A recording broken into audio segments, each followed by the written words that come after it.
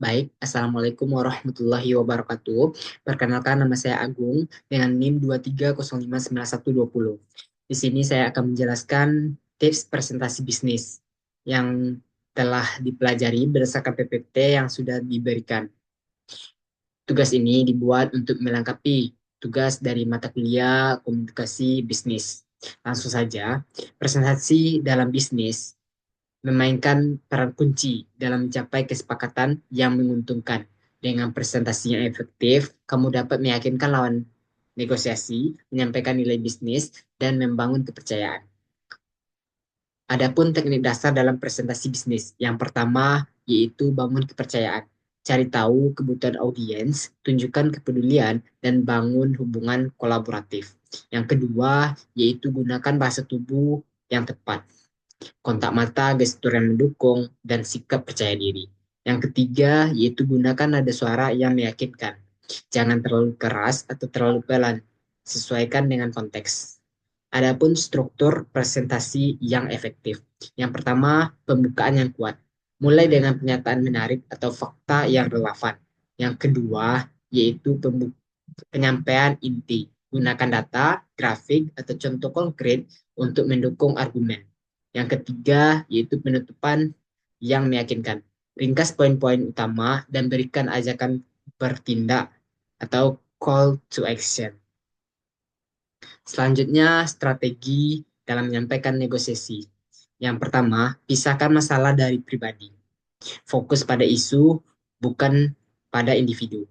Yang kedua, selalu berorientasi pada tujuan akhir. Hindari pendekatan yang tidak perlu. Yang ketiga, berikan pendekatan win-win. Berikan alternatif solusi yang menguntungkan kedua belah pihak. Yang ketiga, selesaikan dengan efisien. Hindari diskusi yang berlarut-larut.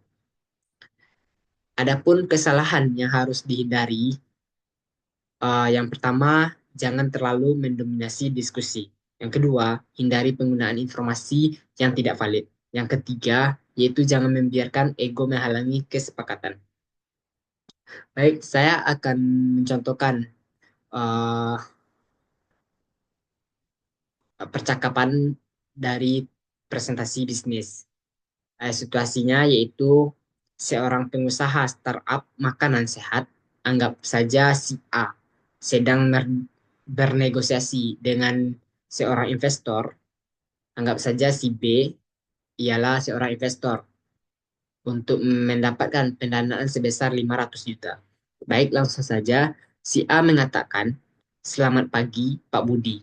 Terima kasih atas waktunya. Saya sangat antusias untuk membahas peluang kerjasama ini dan bagaimana bisnis makanan sehat kami bisa berkembang lebih pesat dengan dukungan Anda." Lalu si B mengatakan, "Selamat pagi, saya tertarik untuk mendengar lebih lanjut tentang bisnis Anda. Silakan jelaskan." Lalu si A menjelaskan, "Bisnis kami, Healthy Bites, telah mengalami pertumbuhan sebesar 50% dalam 1 tahun terakhir. Saat ini kami memiliki 10 mitra restoran dan lebih dari 1.000 pelanggan tetap. Dengan investasi 500 juta, kami bisa meningkatkan produksi dan memperluas jangkauan ke pasar yang lebih luas." Lalu si B atau si investor mengatakan, "Itu angka yang menarik. Tapi bagaimana Anda memastikan bahwa bisnis ini bisa berkelanjutan dalam jangka yang panjang?"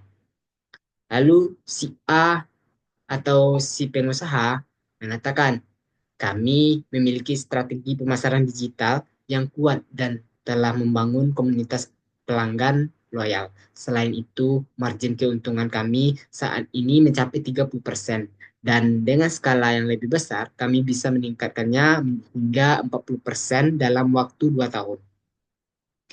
Kemudian si B mengatakan, "Saya suka konsepnya, tapi saya ingin memastikan risiko minimal.